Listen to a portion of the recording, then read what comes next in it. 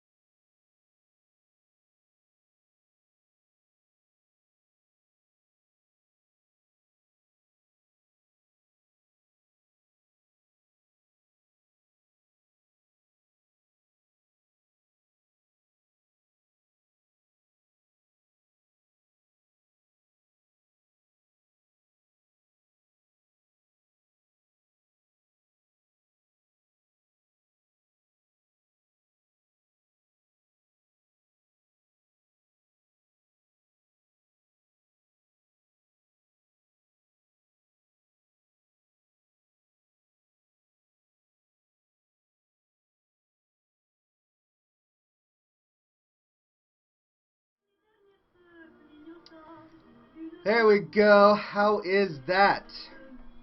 I'm looking at things and I can see myself and hear myself. So there we go. I'm just going to have this up and in the corner while I do the show so that I can verify that things are working correctly. Seems good to you now? Alright. How's the audio? Is the audio loud enough? Great. Great. Fantastic. Things are good. Where was I? I was talking about things and people and places and what's-its. And I forget exactly what it was. Yeah, I was talking about the rain in Seattle. It was raining in Seattle. Shocker. Great. Well, there, I've exhausted my ability to converse. Let's light a cigar. And tell me, ladies and gentlemen, exactly what you'd like to talk about today. I've got a few things on my plate. There are a few things on the docket. Ironbark says, the rain in Seattle stays mainly in the... That's the thing. Nothing rhymes with Seattle. Seattle and orange. You can't rhyme with those 2 words. Think about it. You might say cattle rhymes with Seattle, but it's not a perfect rhyme. Cattle is 2 syllables. Seattle is 3 syllables. Right? It's close. Cattle, but Seattle. You need a 3-syllable addle. And then orange. Try and rhyme with orange, right? You can't. There is no word that rhymes with orange. It's 1 syllable. Or no, it's 2 syllables, isn't it? Orange. I don't know. Does orange count as 1 or 2 syllables? We're getting off on a tangent here, ladies and gentlemen. I don't know how we did that, but today we are going to be lighting up this bad boy, and apparently it's covered in mold. So here's the tip. I know that's going to gross some of you out. Here, I'll bring it close to the camera so that you can see. The tip has a little bit of gray mold on it. Now, because it's gray, you're okay. If it's blue, you're also okay. If it's black, you're boned. You cannot smoke the cigar if the mold is black. Now, having a little bit of mold on the cigar means that it was not stored properly. It means that it was too wet when it was stored.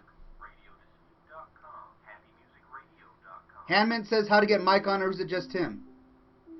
Ladies and gentlemen, talk to these fellows and tell them to turn their music up or something, because if people are in the chat trying to rhyme with orange, they can hear me, because I'm definitely not typing about this. Lorenica says that silver rhymes with purple. Nethalohola says door hinge and orange. No, it doesn't quite work. Doesn't quite work. Very close, but keep on trying. Keep on trying. I'm curious. Anyway, the way you deal with mold on a cigar, if you still want to smoke it, is you just rub it off. Or cut it off. And then you got to take a look at the inside. If there's actual mold on the inside, between the little pieces, then don't smoke it. That's just nasty. But if it's just on the wrapper, and you can wipe it right off, you are good to go. And that is the case with us today. We are going to be enjoying a Te Amo cigar. This is one of those Nicaraguan cigars that I was telling you about, that they're built short. For example, this is the length of a Robusto, right? As you can see, the Te Amo is much shorter, but it's thicker, and it's designed to be a good smoke with every puff. That is the goal. Ironbark says the orange syringe. That is close. That is close. It kind of reminds me of the rural juror.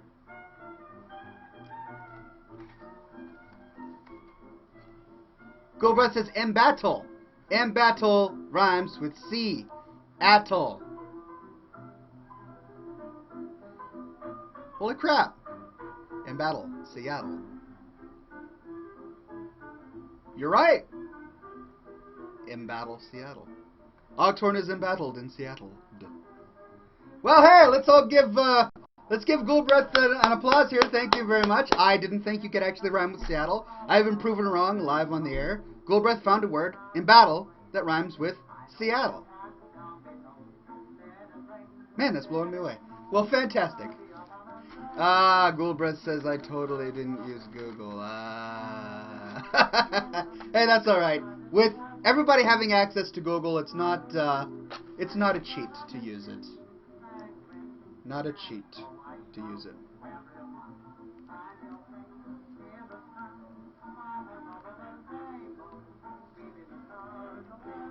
Of course, I received my education when I was in the 90s, at least in high school. And even though we had the internet then, we didn't really have Google. Google was sort of up and coming at that time. Hanmid says, hey Oxhorn, are you going to get 90 on your Druid? Yes. Eventually. That is the goal. That is the plan. I'm a man of action, and that is the plan of this man of action. Someday. Swagger YOLO says, nice beard. Why, thank you very much. I figure it is Movember, and that you got to represent in Movember. Lorenica says, achievement earned, Googler. I didn't say a naughty word. Lorenicus, you're talking about the guy who's got classy diction. Just saying. Ironbark says sporange. Rhymes with orange. Really? Really? The only way sporange could be used if maybe you were doing World of Warcraft mob rhyming. But even then, I don't think sporange is a mob in World of Warcraft. Isn't it like Sporiker or something? Sporange is not a word, alright? Just saying. You can't rhyme sporange with orange. It's from the dictionary, really. Is it a moldy muffin that tastes like orange? Is that sporange?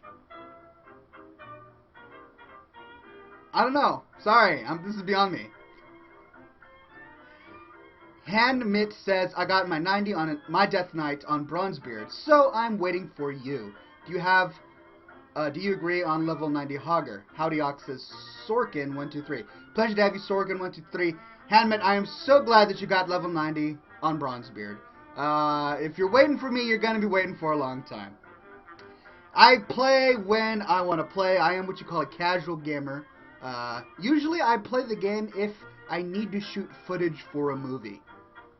And then I don't really, otherwise I don't play. So, you might be waiting for a while, just saying. Ah! And I'm dropping my cigar everywhere. Are you okay, buddy? Are you okay? Speak to me. I think he's okay. Nethel Holyhammer says, where is everyone tonight? Tonight is going to be an odd night. That's right, for those who don't know, and for those who might not be in the good old US of A, today is the day before Thanksgiving, and that means that everybody and their mother, with quite possibly also their father, and their little puppy named John, are going to be going to their families' houses for Thanksgiving. I am one of those as well. I will be going to my family for Thanksgiving, so I will not be able to do this show tomorrow, which is why I'm doing it today. So, happy upcoming Thanksgiving, everybody. I'm glad you were able to join me today on Wednesday. Copacetic7 says, that is a fantastic beard, sir. Kudos. Thank you. Thank you. I'm just doing my part for Movember. My philosophy is the more I grow this, the less prostate cancer there will be in the world. Yes. I mean, that's just logic. Logic makes sense. Grow a beard, cure prostate cancer. Obviously. Right? Veronica says, where is the Scotch? Bald Ox says, where is the Scotch? You guys, thank you for holding me accountable. I don't know what I would do without you. Oh, we've got some ash in here. I can't drink straight out of the bottle. Hobos do that. Alright, I gotta clean out this bleeding tap ash. Alright. Here we go with the Scotch. Today we are drinking Potter's Blended Scotch Whiskey.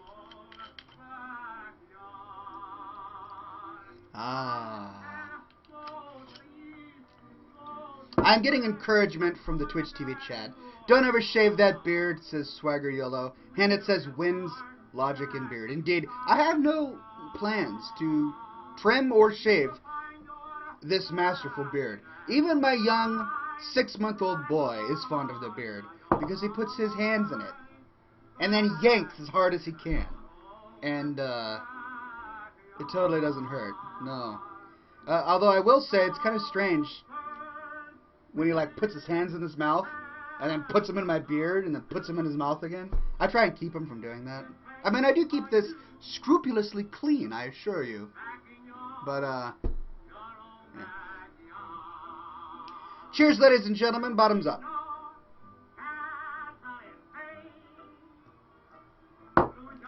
Lorenica says, it's just been smoke and not Scotch and smoke rings. Just smoke. Indeed, I guess I should have renamed the show to Smoke with Oxhorn. But since this is Scotch and smoke rings, I've had the Scotch. Let's do some smoke rings.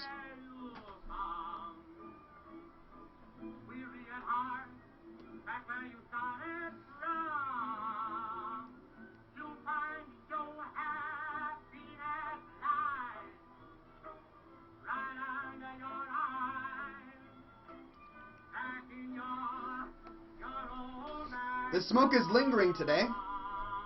There is definitely not a breeze in this office.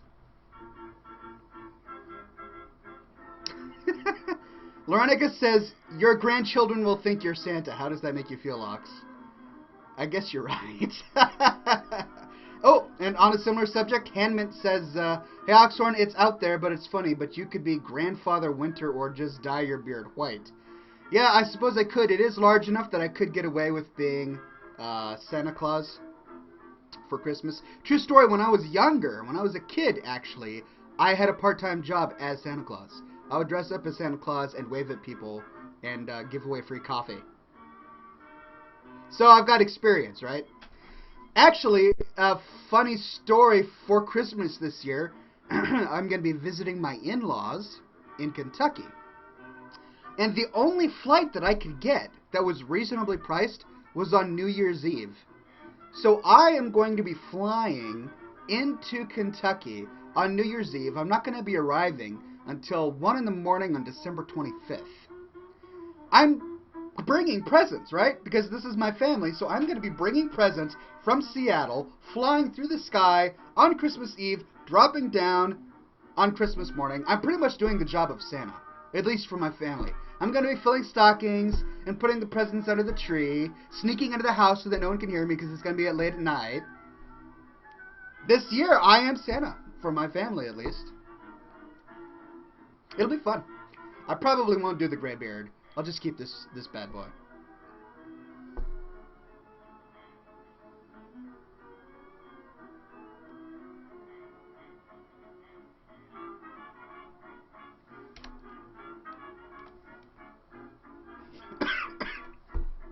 Lorenica says Santa Claus is not real. I am so sorry, ladies and gentlemen. I hope I'm not spoiling any childhoods this morning or this evening. Go ask your parents about Santa Claus. They'll probably give you the Tooth Fairy rap. Wait! I just did it to the Tooth Fairy! Sorry! I didn't mean to break childhoods here. Not my intention. I'm just gonna shut my mouth and blow smoke rings.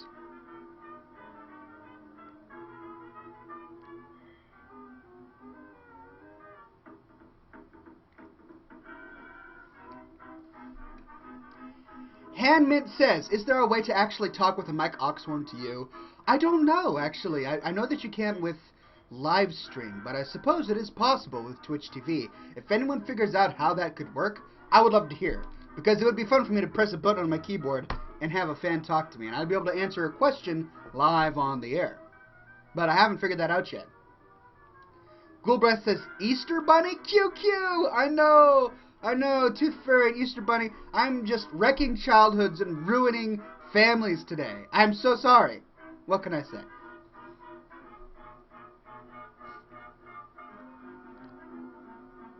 Panda Monster says they would have to call you on Skype or Vent, but it's not possible via Twitch itself. Alas, that is a bummer.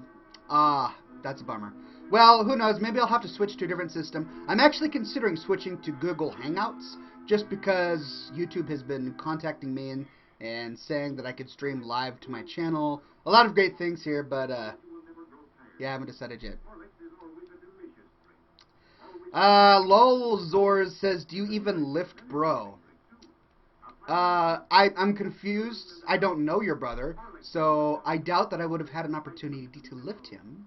I don't really go up to people and say, hi, I'm going to lift you now, and throw them up over my head. It's just not one of my pastimes. It may be for you, and there's no shame there. I'm not judging. But, very strange question. Very strange question. Ironbark says, could turn the show into a part podcast on whatever you want. Indeed I could. All of my Oxhorn movies are actually video podcasts that you can download onto your iPhone. So, and it's free, completely free if you want to watch them.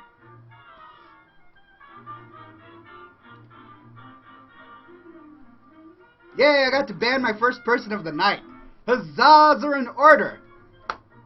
One of my favorite pastimes, of course, is coming on here, drinking scotch, blowing smoke rings, and then banning people. With my ban hammer of mightiness. It's fun. It's fun, what can I say?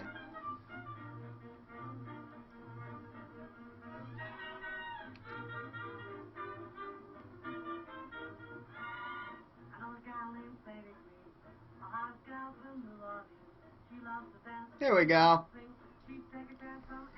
Getting some nice good smoke rings in there tonight.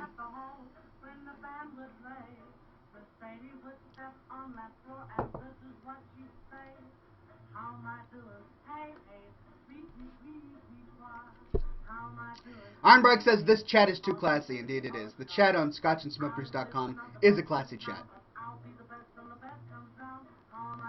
Baldock says, will we ever see a glimpse of the first episode of Scotch and Smoke Rings?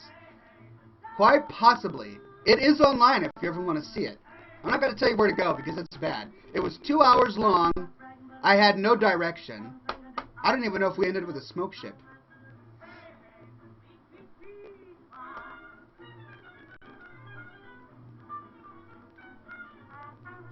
But it was fun. Jonathan says, say turkey, turkey on Turkey Day for everybody. I will. I'll be sitting at the Thanksgiving table. We'll have a carved up turkey. We'll have pumpkin pie, pecan pie, stuffing and all that jazz.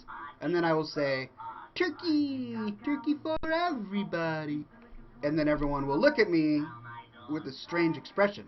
Because not all my family knows of my movies, actually. Yes, in fact, some of my young cousins were forbidden to watch my movies when they were young. And I'm not even making that up. So, what can you do?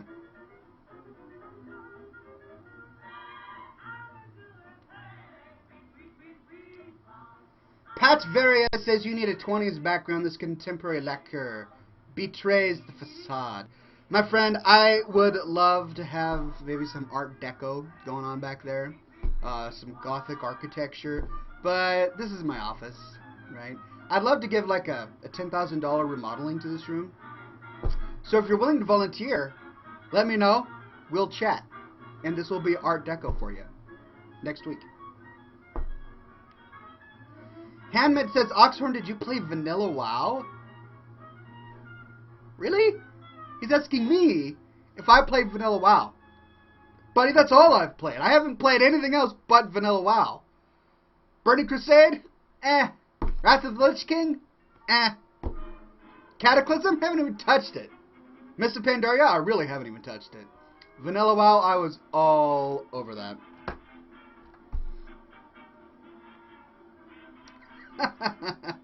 Lepidus of Rune Totem says, please don't say vanilla, it makes me hungry. I'm sorry, you're probably wanting some vanilla pudding or vanilla ice cream. I prefer to get hungry over more substantial things, like bacon and ham.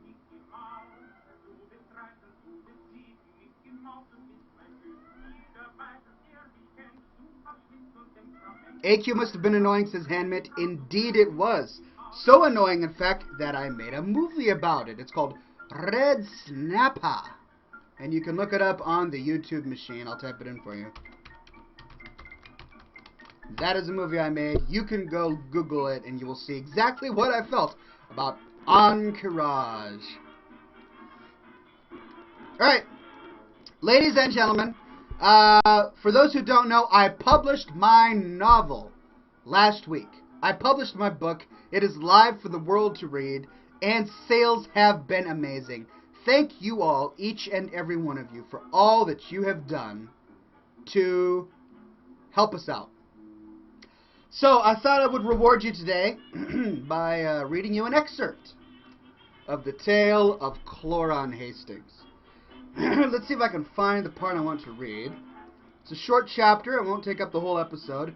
But I wanted to read it just because I've been getting a lot of requests from you saying, do you have a spoken word version of the novel? Do you have an audiobook? I would love to read it or listen to it. And I don't. Not yet. But I will. I will eventually. Nethela Holyhammer says, Oxhorn, speaking of your book, can we discuss it? Absolutely. Always happy to discuss my book. So this is my novel, The Tale of Cloran Hastings, available hardcover, paperback, and as an ebook on Kindle, Nook, iPad, etc. Reasonably priced. Paperback is $19.99. Ebook is $9.99. Hardcover is $30, just because it's hardcover. And you can order it today, and it will arrive at your doorstep in time for Christmas. Yes, in time for Christmas, you can have all of your friends read this high fantasy epic sea adventure novel written just for you. If you like my movies, you're going to like this book. If you think I'm funny, you're going to like this book. Wrote every single word of it. Alright. Hammett says the cover's legit. I love this cover. I actually had a fan, one of you fine ladies and gentlemen, made this cover for me. I commissioned him. He's an awesome artist out of Taiwan. I commissioned him to draw the cover, and it is of course the hero standing on the deck of his ship Wavegrazer, fighting against the sea. Alright, I am going to read a chapter. It doesn't spoil anything. There are no spoilers in this chapter. If I can find it, page 87. But it'll give you a sample of what the book is like. Plus, it can start with some talking points. So let me give you a little bit of background on this chapter.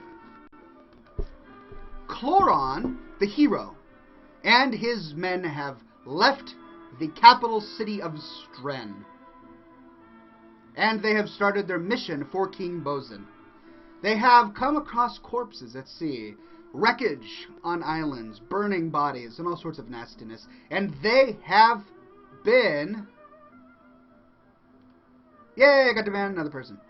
What was I saying? They have been trying to find the marauders responsible for this death and carnage at sea, because the king told him that he was responsible for justice done at sea while he was on this mission. So part of his duty is, of course, to be sidetracked from his main mission and to hunt down marauders. So here we go. This is Chapter 6, How to Get Rid of Nuisances. Nuisances.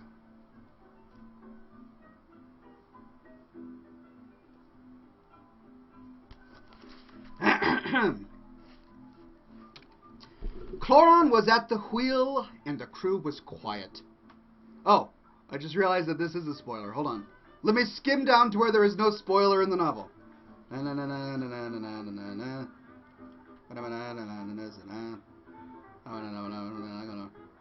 we go. Alright. There was one member of the crew whose job it was to look back. And not only to look back, but ahead, into each side. Jenkins, the lookout, was doing just that when he spotted a shape off in the distance. "There's an island to our port, Captain," he called down. "Aye, there are many small islands that dot the waters in this area. None have any life on them." Hammett says, how many chapters and pages are there? Sorry, I'm going to be doing this often, so I hope it doesn't get distracting. There are 16 chapters, 1 appendix, and a glossary. And the novel is 360 pages long. It's that thick. It's a decent-sized book. This is what the hardcover looks like. Also equally beautiful. All available from CloranHastings.com. Pat Varia says it is distracting. Alright, I'm going to try and keep that back. Alright. No more interruptions. Where was I? So they see an island off in the distance. "Maybe this island has at least one life on it," says Jenkins. The sailors thought, okay, spoiler. As they grew closer to the island, it became clearer and larger. It was not as small as it first had seemed, and even more surprising, it appeared to be inhabited. As Cloran had said, there was a little natural life there, but he was surprised to see man-made gardens, and many huts made of thin branches woven together with rope, made from what appeared to be hair and cloth. The gardens grew many different kinds of edible plants, a few which Cloran recognized, but some that seemed wholly alien to him.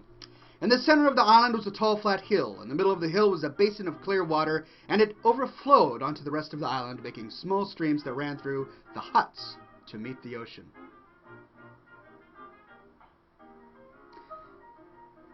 I'm resisting the temptation to jump in and answer questions. I'm going to read a decent chunk first.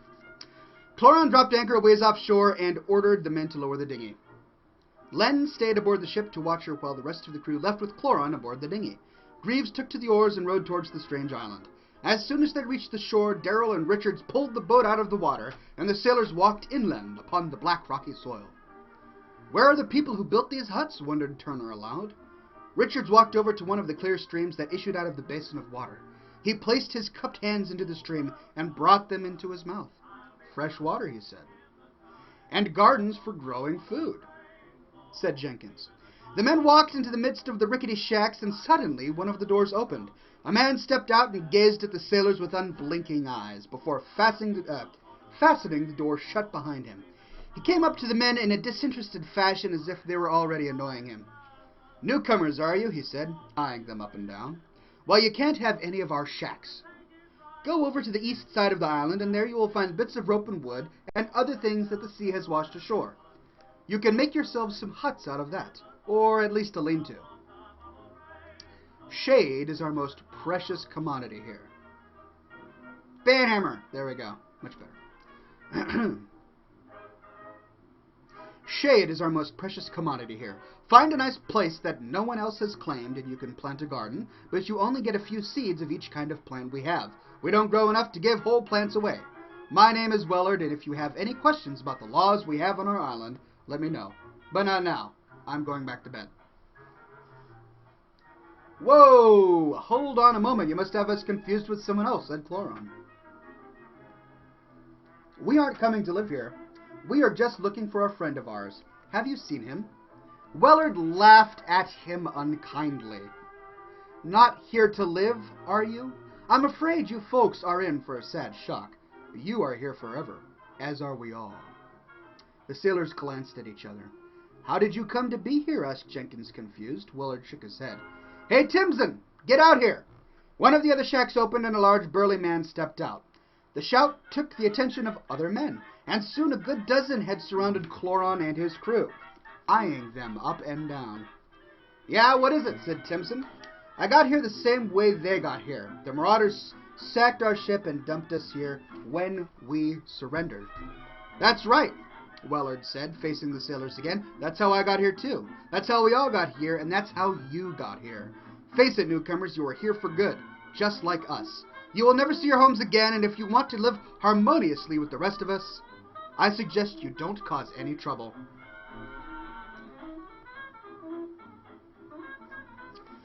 The sailors were now standing in the middle of a circle of men who were admiring the sailors' fresh and crisp uniforms. The inhabitants gazed at the newcomers curiously, making the sailors just a tad uncomfortable. Are you saying that you're all victims of piracy? Asked Cloran in surprise. No different from you, said Wellard.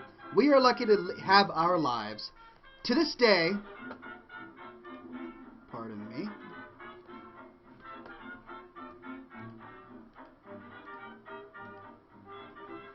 Sorry, I've got something popping up on my screen.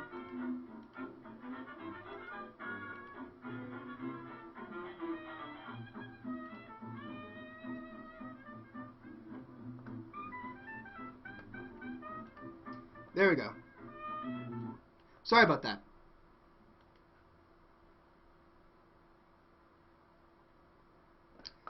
Where did it go? My chat boxes just keep flying around here.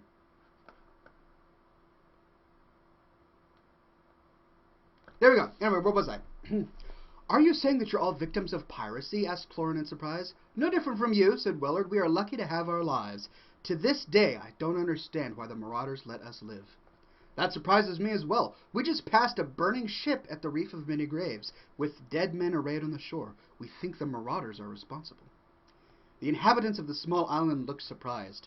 Strange, said Wellard. The marauders that attacked us made a point of keeping us alive. They said that they may be thieves, but they are not murderers, yet they would kill us if we gave them an excuse to. That's why I surrendered without a fight, as did most everyone here. It would amaze me to think that the marauders would go and kill some other sailors after putting so much effort into providing us with seeds and finding us this island with fresh water on it. Maybe the dead we found were sailors who fought back, said Greaves. Or perhaps there's more than one ship terrorizing these waters. Maybe, but I can't imagine anyone deciding to actually fight the ones that attacked us. Dressed in dark clothes with menacing eyes and a frightening captain, the inhabitants all shuddered, terrifying.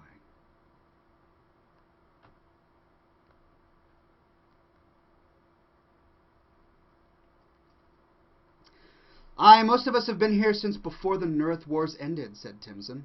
That is when these marauders first found the courage to raid merchant ships. I don't know what they will do when this island gets full. They dump their new victims onto the shallows here and sail off without ever looking at the state of things. I hope you fellows can find room to build a hut and make a garden. Don't worry about us, said Cloran again. We won't be staying long. We were just looking for our friend, and we should be on our way. The inhabitants all laughed. No, your friend is not here, and unless you have your own ship, there's no way you're getting off this island. And I tell you, I'd kill for a ship after being here for so long." The inhabitants all nodded and sighed. The sailors looked at each other warily and began to back away. "Why, we do have our own ship, so," started Richards, but Turner kicked him and he shut up. "You do?" asked Wellard. Cloran cringed. The inhabitants all leaned to the side and looked behind the sailors. Floating offshore sat Wavegrazer, clean and proud, with her sails gently churning in the breeze. The inhabitants stood with their mouths agape, hardly believing what they were seeing. Cloran coughed, gave a short, nervous laugh, and then without another moment's hesitation, he and the crew turned and sped towards the dinghy. The inhabitants cried out and chased after the fleeing sailors. The sailors leapt over the rocks that were in their way, and they reached the dinghy before the inhabitants. They jumped aboard, and Greaves pushed the small boat into the water with all of his strength, before leaping aboard himself. But the inhabitants were at their heels, and as Greaves took both oars and was about to row away, other hands reached up at the dinghy from the sea and tried to pull the sailors overboard. Richards and Darrow kicked at them, but their hands grabbed at their legs. "Don't make us fight you!" yelled Cloran from the bow of the ship. "We have no quarrel with you. Just let us go, and we will send help your way." But the men groaned and panted and strained to reach them, pulling the small boat back towards the shore. The sailors drew their curved swords then, and a rigging made the inhabitants fall back, afraid. Greaves quickly regained the oars and rowed away, but a few of the larger men leapt after the small boat and grabbed at the sailors' legs. "Off!" called Darrow angrily, but the men did not get off, and so Darrow swung down his sword.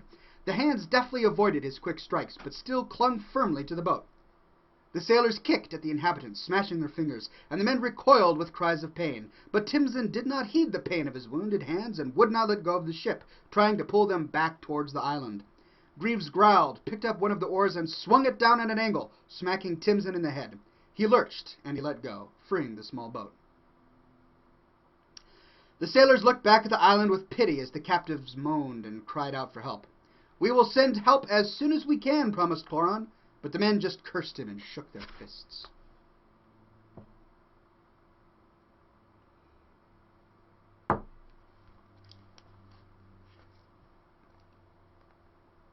Chapter's not over yet. I just got to relight my cigar. So interesting. Cloran and his crew stumble upon what was supposed to be an uninhabited island, but they find it inhabited, filled with men who have everything they need to live. Fresh water, food, shade, company.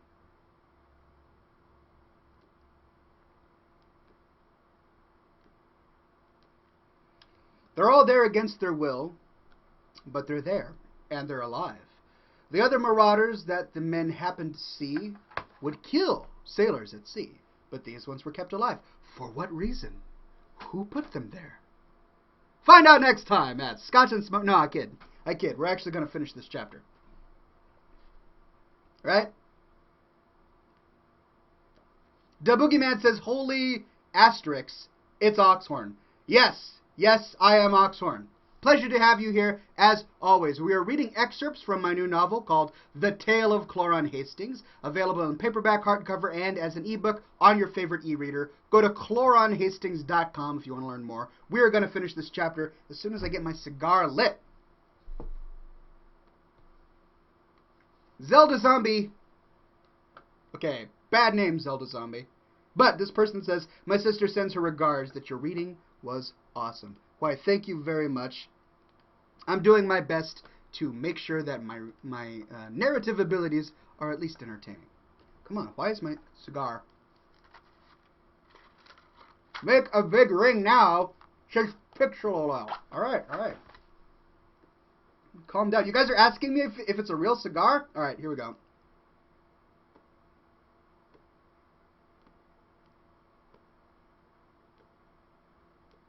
Time to throw it down.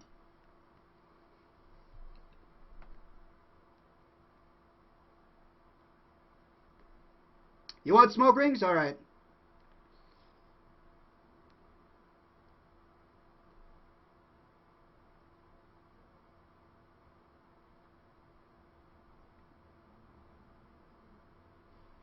Oh, you want more?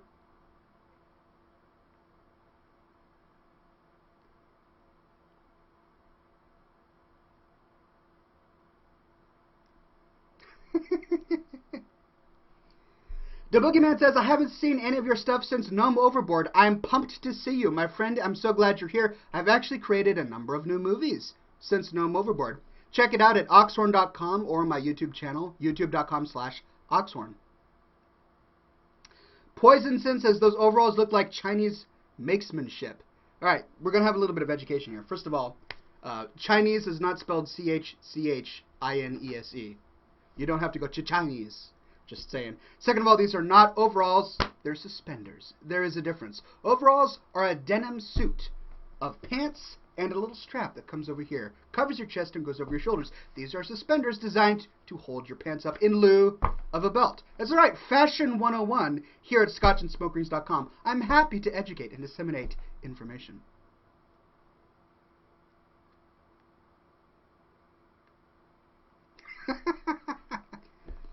Fuzz Pacific says, this is Oxhorn. I used to watch your vids way back. Holy nostalgia attack. My friend, I'm glad, but I've been doing this for like 5 years now. I've got a ton of movies out there. If you haven't seen my new ones, go to oxhorn.com. But, I'm just saying, new book, The Tale of Cloran Hastings. Just as awesome as my movies, you're going to enjoy it. Time to fulfill my promise and finish this chapter. Blended. No, it's not single malt, but it's still good. Where was I? Alright. What was that all about? Asked Len as the sailors climbed up the ropes and stood once again on deck. It seems we've found more victims of those marauders, said Greaves crossly. More bodies? Asked Len. No, said Cloran. These were still alive and set up with everything they needed to survive, for that matter. Len scratched his head as Cloran reclaimed the wheel. Cloran pointed the ship away from the island and as the inhabitants tossed stones into the sea, never quite reaching Wavegrazer. It's a pity we can't send them any help, said Turner. Being secluded on that island must be horrible. Bah, said Jenkins irritably, nursing his bruises. I am loath to send those cretins any kind of help. They can build their own boat for all I care. We can't be too angry with them, said Cloran. They were desperate, and desperate men only think of themselves. It would be like trying to rescue someone who was drowning. He'd cling to you like a child, and you'd both end up dying. I think it's too early to use drowning men as analogies, said Turner quietly. That's in reference to something earlier in the book. I probably shouldn't have read it. It's okay. Cloran, said Jenkins from atop the mainmast. Are you sure that the islanders didn't have their own ship? Of course I'm sure. That's what they wanted. That's why they wanted ours. Why do you ask? Because the ship just appeared from the far side of the island and is heading our way. What?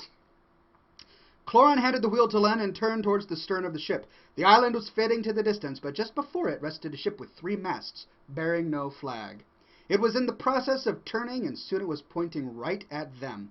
While the island grew smaller, the ship grew larger and more distinct, and Cloran grunted. We may be able to settle our marauder problem sooner rather than later, he said. Is there any way we can outrun it? Asked Jenkins, but Cloran shook his head. No, they have 3 sails, but I wouldn't want to outrun it even if we could. I'd rather take care of this here and now. He turned to his crew. Okay, lads, get your weapons and bring them topside. Keep them hidden, but handy for when we need them. The men quickly went below and returned with a myriad of weapons. They hid the spears behind the masts and the swords behind the gunwale, and made themselves look busy, fiddling with the riggings. Soon the approaching ship was nearly upon them. A tall man with a red beard stood at the prow of the ship and called to them. "Drip your anchor!" called the man, but Cloran ignored him. The ship came closer, edging in on Wavegrazer's port side, and the man cupped his hands over his mouth. "Drip your anchor!" he shouted again. Cloran faced the man and put his hand to his ear, shaking his head. "Drip your blimmin' anchor!" shouted the man again. Cloran shrugged and turned back around. The ship was soon side by side with Wavegrazer. It was longer than her, but not much taller, just long enough to accommodate the 3rd mast. It had a pitted and filthy hull, as if no one had ever cared for it, and carved into the prow and painted with fine white letters was the name Rough Waters. Men littered the deck, crowding against the starboard gunwale, and dangled from the riggings. They laughed and cajoled in words muddled and twisted, hardly recognizable. Oh yeah, I get to ban some people, so banning him. Banning him. Someone again asking me if I lift. What the heck? I don't lift people as a habit. That's strange. I don't go up to them and say, hey, do you mind if I lift you over my head? Strange. What is with people? Anyway.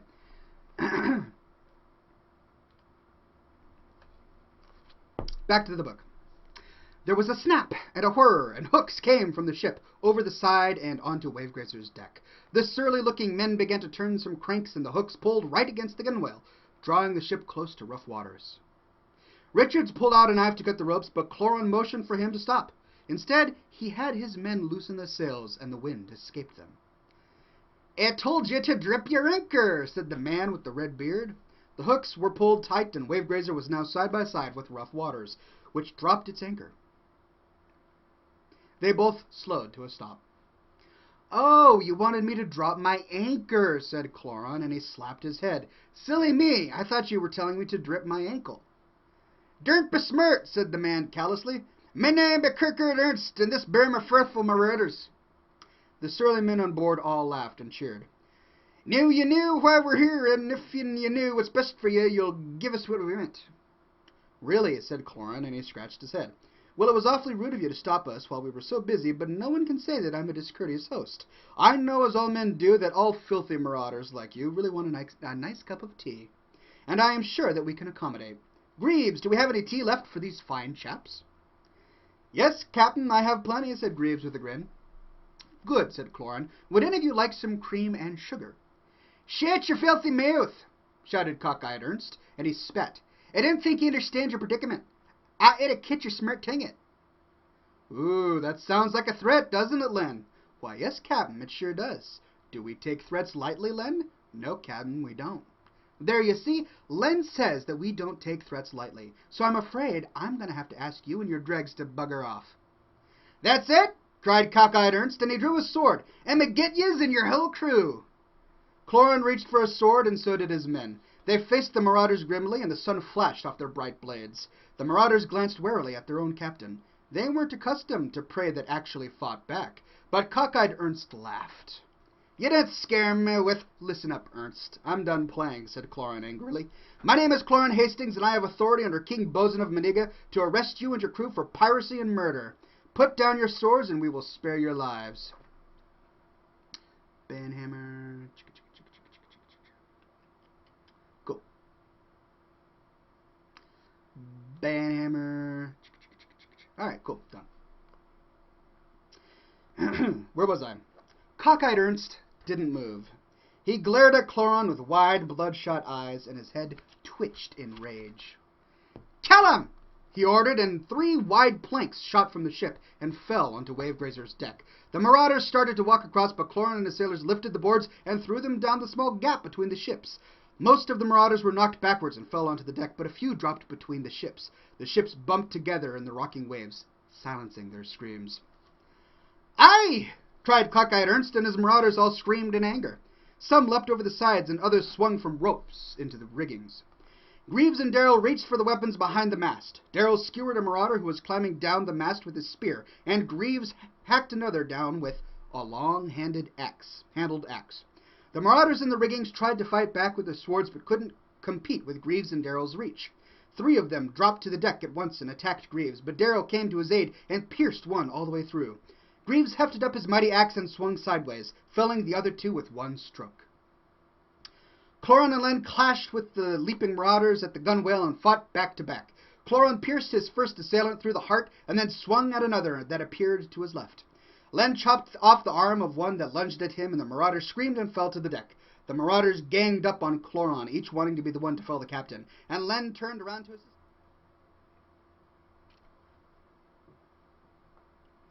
Sorry about that, ladies and gents. Give me one moment. We had a technical hiccup here at scotchandsmokerings.com. I'm going to let this ad play, and then we will be back.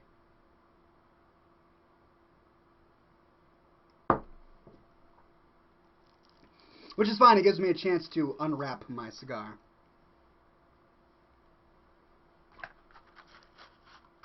Hold on. Yeah, I know. Many of you are watching an ad right now, and I don't want you to miss out on the novel, so I'm waiting for the ad to finish.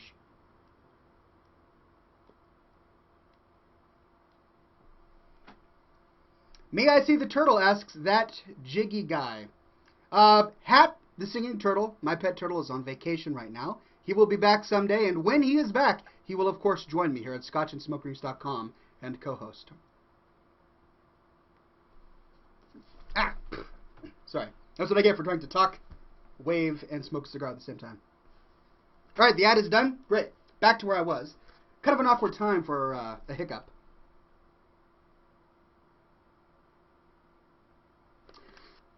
Where was I?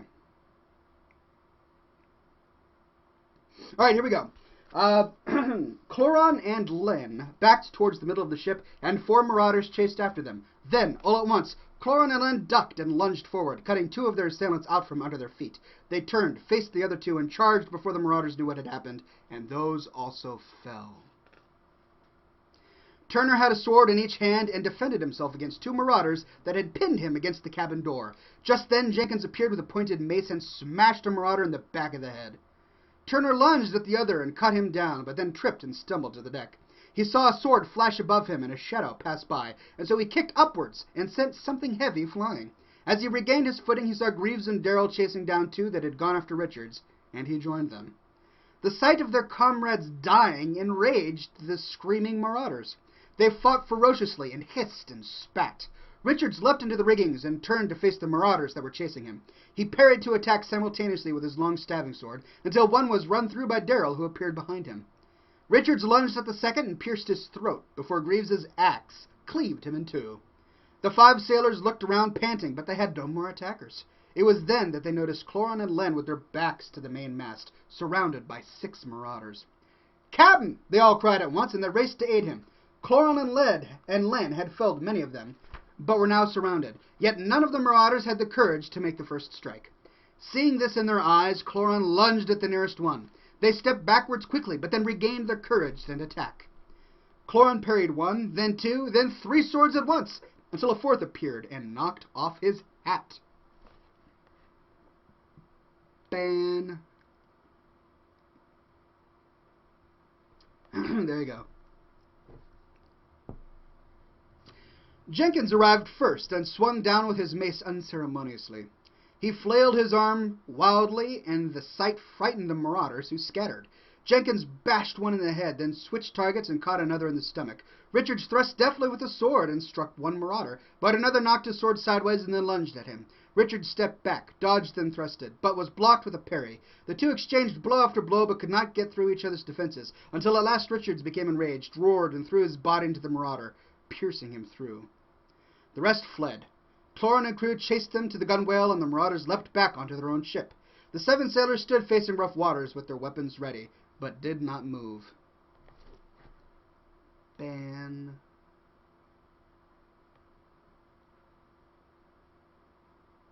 There you go. Cockeyed Ernst hadn't budged. He watched the spree from the safety of his own ship and cursed his wretched marauders. 20 or more bodies lay on Wavegrazer's deck, none of them moving. This had never happened before. Men usually surrendered upon seeing them, for fear was a marauder's greatest weapon, and the ones that did fight were either brash and unskilled or rebellious and alone. He didn't know what to do. He felt powerless, and he hated that feeling. He turned towards the 3 remaining marauders that had fled back to the ship. "Kill him!" he screamed, but the men just backed away. "Kill him, you cowards! Kill him!" The marauders refused. In a fit of rage, he drew his sword and lunged at his own men, but the men dodged and slashed at their captain. Cockeyed Ernst fell to the deck with a wail, and his remaining men slashed him to bits. When the marauders stood, they backed up, startled. Cloran and his sailors had boarded their ship, weapons drawn. "You have a choice," said Cloran sternly. The men instantly dropped their weapons and kneeled to the ground. "Good choice," he said. Jenkins found a holding cell on board Rough Waters, and he, Greaves, and Darrell threw the captives inside, then set to fixing the ship to sail. Cloran had the bodies stripped of weapons and valuables and then stacked them on the deck of Rough Waters. He, Len, Richards, and Turner began to clean Wavegrazer's deck, and the men were quiet. All except Richards, who was feeling rather excited. "Ha! They had no idea who they were messing with," he said, as he kneeled, scrubbing the deck. "I mean, we fought harder battles than that during the Nurth Wars. These guys were pitiful, truly pitiful." "Richards," said Len, "stop gloating. I'm just saying, if that's the way all marauders are, I say we hunt them down one by one." "That fight was what?" said Cloran irritably. "Fun?" "Well, not fun like," started Richards, but he knew he had dug himself a hole. Look around, said Cloran. We're washing away the blood of 20 or so men. Men who all had mothers, fathers, brothers, and sisters. Some of them might have even had wives and children. No, that was not fun. That was horrible. I'm sorry, said Richards meekly. He stared at the deck. I didn't mean it like that.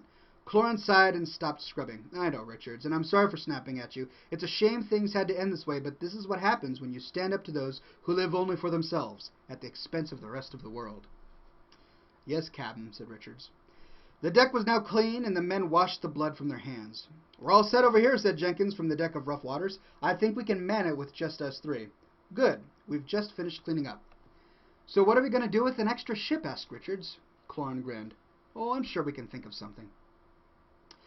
Back at the island, Willard excitedly boarded Rough Waters. He and the other inhabitants had nearly completed loading the ship with food from the island, had buried the 20 marauders near the old shacks, and were gleefully exploring every inch of their new vessel. Timson wore a broad grin as he clambered through the riggings, learning every knot in rope, and he said over and over, At last! At last! Willard walked to the prow of the ship and faced Wavegrazer, which rested not far away. Thank you, Captain Hastings, he called, and he bowed low. Please forgive our behavior earlier. After spending so many years on that wretched island, our self-control had waned. I do hope you will not hold it against us. Apology is accepted, called Cloran with a smile, standing with his crew against the starboard gunwale. I'm just glad I was able to fulfill my promise. Now you have the very ship that took yours long ago. Oh, no, this wasn't the ship that attacked us, said Willard. That ship was larger. Cloran frowned. Then it seems that there are more marauders out there, he said lowly. With you and your crew patrolling the sea, I have no fear of marauding vessels anymore, said Willard with a smile. Be sure to deliver the captives to King Bosun, said Cloran. I charge you with this geisa. Sail straight for Stren. Tell Bosun everything that has happened and deliver the captives into his hands. You have my word, Captain Hastings, and everyone on board is forever in your debt. Farewell, and safe journeys. Rough Waters unfurled its sails and lifted its anchor. As the ship passed by, all men on board cheered and waved at Wavegrazer, and swore oaths of perpetual love and loyalty. Cloran and his men waved as the vessel sped past, and Cloran sighed. Well, lads, the sun is setting, and we've made little progress on our journey today, but at least we were able to help out these poor souls and make the sea a little safer. I hate the thought of there being more marauders out there, said Len. I was really hoping we had taken care of it. Same here, said Cloran, but for now, we have a long journey to finish, and if the sea throws another obstacle in our path, we will deal with it.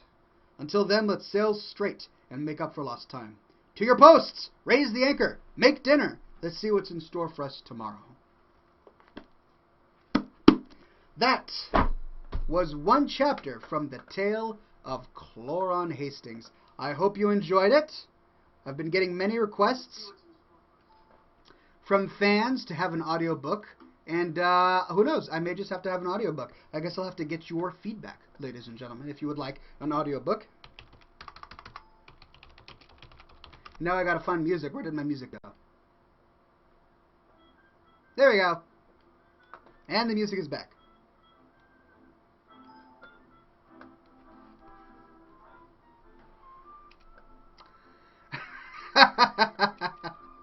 Wheatley says, Oxhorn, you are the best reader ever read me a bedtime story. I suppose I just did read some of you a bedtime story. It's pretty late at your time, huh? Venice Jesse says, what inspired you to write that novel? Well, I've always loved writing. As anyone familiar with my movies probably knows, I've got fairly elaborate plots sometimes. And my family has a history with the sea. All of my fathers were commercial fishermen, and I spent many years of my childhood at sea. So the sea has a special place in my imagination. Mr. J. Marvel says, I enjoy your reading. Great for listening while playing WoW. Thank you very much. If you would like to get the novel, it is available right now on Amazon.com in paperback and ebook. And you can find it on Lulu.com in hardcover. It's a beautiful book, the hardcover. Glossy cover with gold inscription on the side.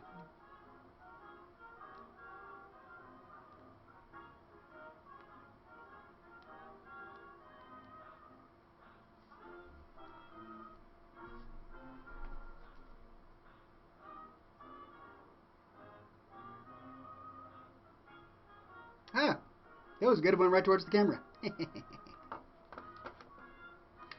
CloranHastings.com. I'll put it in for you.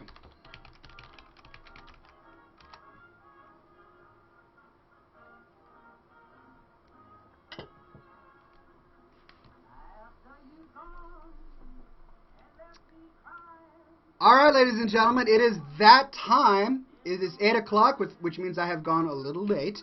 But, for those who don't know, every week here at ScotchandSmokerings.com, I create a smoke ship. That's right, like Gandalf, I too have been endowed with the ability to blow ships out of nothing but smoke.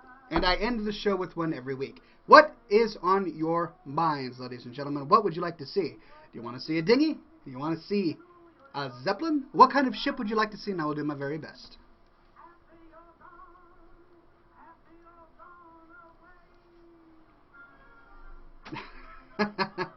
Wow. Alright, so we've got some smoke ship ideas saved up here.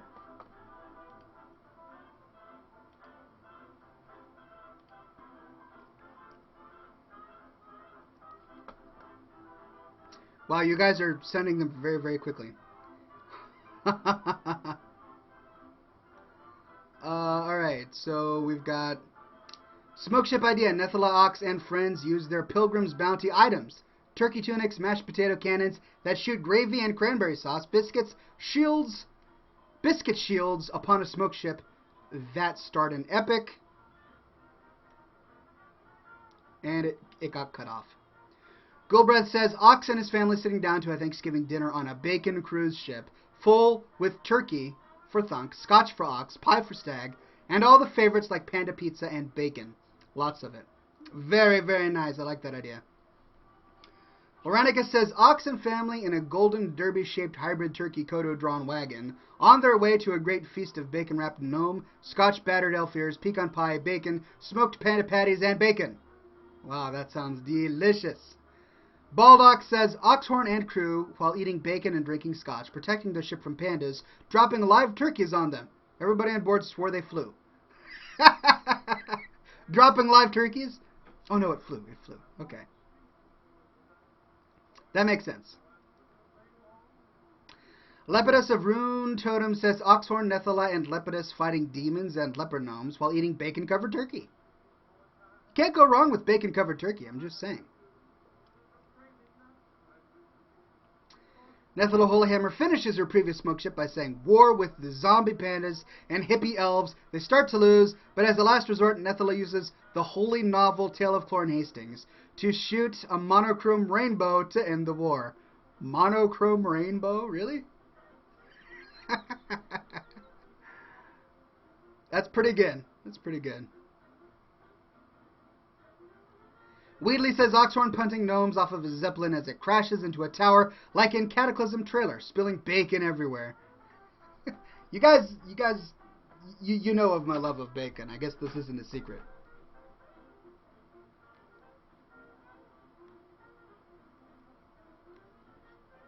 All right, ladies and gentlemen, you're wanting a ship, a smoke ship, created with smoke, and I will do my very best. You all had fantastic ideas this week.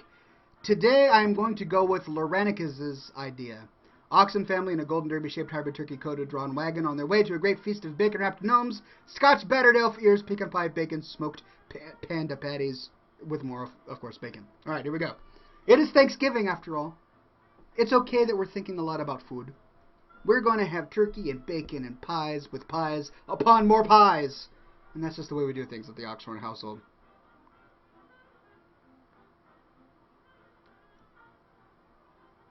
Alright, you ready? Alright, here we go. Smoke ship time. So pay close attention. If you blink, you're going to miss it. It doesn't stay intact for very long. So get your screenshot finger ready. Take a capture of this because who knows? Maybe it'll be worth a lot of money to someone someday, alright? Here we go. Smoke ship time.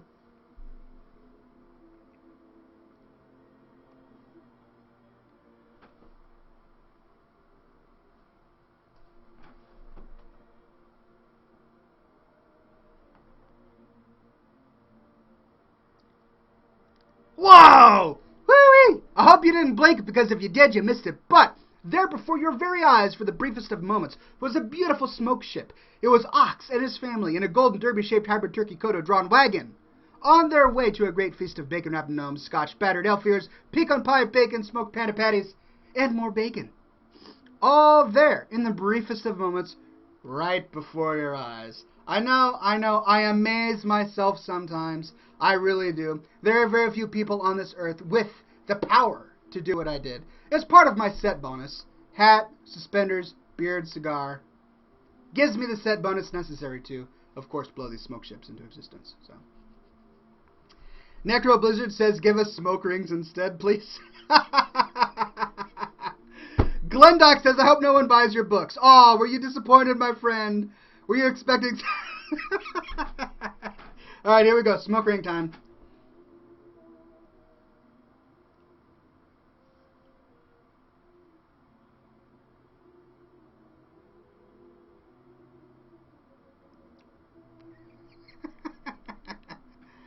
Oh, it's funny watching people who haven't seen the show before. I gotta say, the smoke ship segment is my favorite part of the show.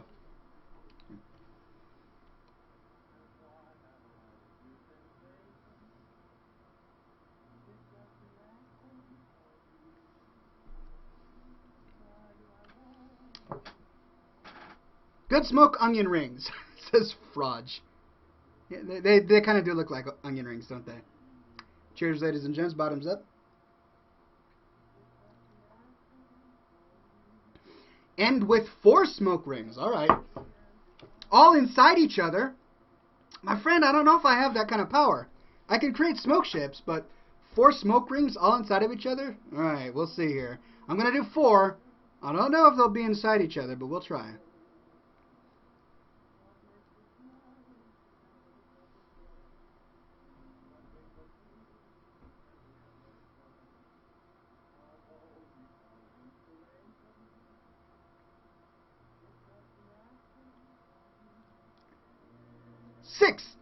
Six smoke rings. Ihazy says, what are you smoking today? I am smoking a Te Amo cigar. This was the wrapper on the Fine Beast. A very fine cigar, if I do say so myself. I only have 1 left, so if anyone wants to send me more cigars, hey, I'm open to bribes. Totally. Mazda Ninja says, are you completely drunk? No, good sir. I do not believe in getting drunk. The point of alcohol, my friend, is not to completely lose your self-control and go on some sort of drunken naked spree in the rain.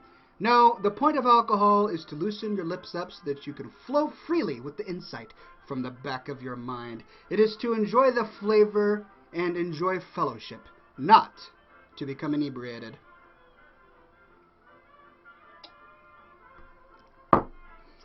The same is true of cigars. My personal philosophy on cigars is that if you are addicted to them, stop it, because you have lost your self-control. If, however, you enjoy them infrequently and within moderation with company, then you're simply doing a social gesture. Similar to eating dessert. Dessert is not good for you. Ice cream and pie, not good for you. But you do it socially on rare occasions, and it's harmless.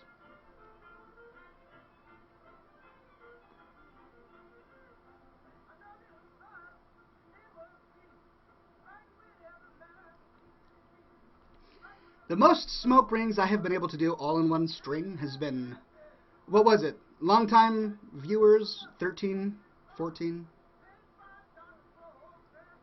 I think it was like 13. They're hard to do.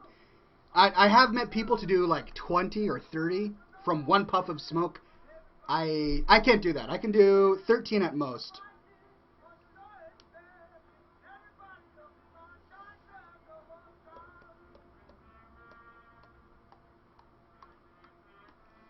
No, I botched that one up. Got a few out of there.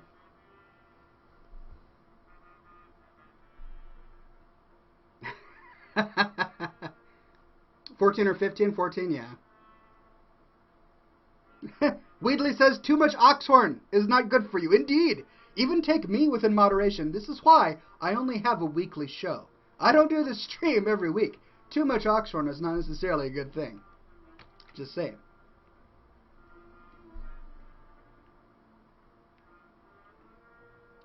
A great question. Akaziax asks, What happens when you get an ember in your beard? Look, I'm not going to lie, it has happened before. But honestly, the more treacherous thing is when you smoke this really, really, really close to the end, and the fire from the tip burns the mustache. That is not fun. Smelling burnt hair while smelling tobacco is not nice. Not fun. That's why you get rid of them when it's about this long. I've still got a few more puffs in here, though.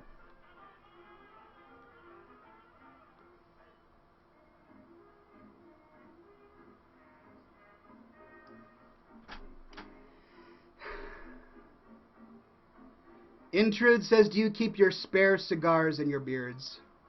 Yes. I have a humidor in here, and within that humidor are about a dozen different cigars. I keep them with me for emergencies.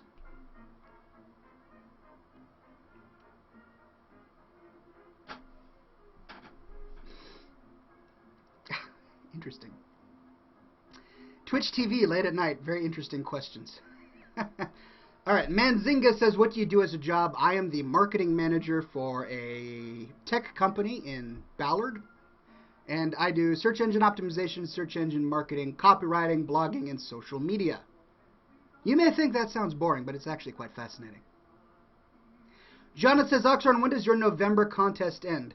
I don't believe I'm doing a November contest. I am, of course, participating in Movember. I tweeted out a link to my Movember page. I'm the captain of my Works Movember team. And as you can see, I'm winning. But other than that, I'm not participating in any November contest.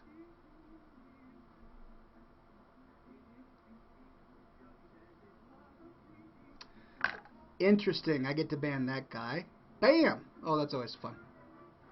Vishua says, do you usually wear top hats and suspenders? Yes and no. So this isn't a top hat. This is actually called a derby or a bowler hat if you're in Britain. And suspenders, yeah. I've actually found that suspenders are far more comfortable than belts. I don't understand the belt, right? I mean, it squeezes your belly tight. It just makes your pants hang low. No. You don't want your pants hanging below your butt. You want your pants at your waist. That is the natural place for pants to hang. Suspenders are just practical. I'm not making a style statement here. I'm just being practical.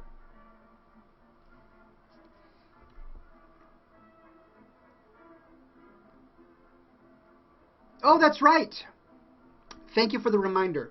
Jonah says, I thought you were taking pictures of fans who grow mustaches and beards during November. That's correct. I am doing that, and no one has submitted any yet. So feel free to submit yours using the contact form at cloranhastings.com. And I will do my very best. Chromite says, wait a minute, are you the guy who made this video? I am indeed. You're talking about Rafflemau. I made Rafflemau and the Anti-Elf Anthem and the Inventing Swear Word series and Gnome Overboard and a number of other Machinima World of Warcraft videos. Oxhorn.com if you would like to learn more about them. Do you still play WoW? Asks Psychologic. Indeed I do. I still play World of Warcraft. Not quite as much as I would like to, but I do.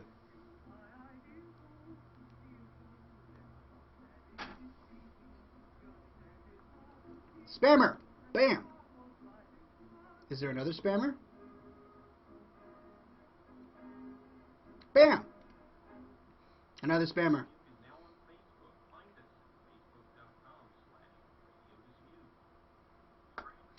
Alright, ladies and gentlemen, thank you very much for coming to this week's episode of Scotch and Smoke Rings, episode 173. I'm going to be working on getting the previous episodes up on scotchandsmokerings.com. You can see all of them up to episode 169, I believe, up on scotchandsmokerings.com.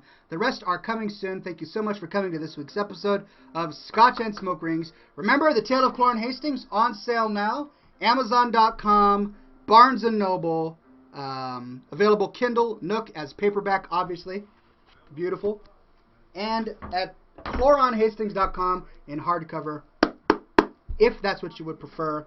Reasonably priced, in time for the holidays. Get one now as a Christmas present for every member of your family. Even if they don't read epic sea adventure stories that are fantasy in genre, they'll still enjoy it. They really will.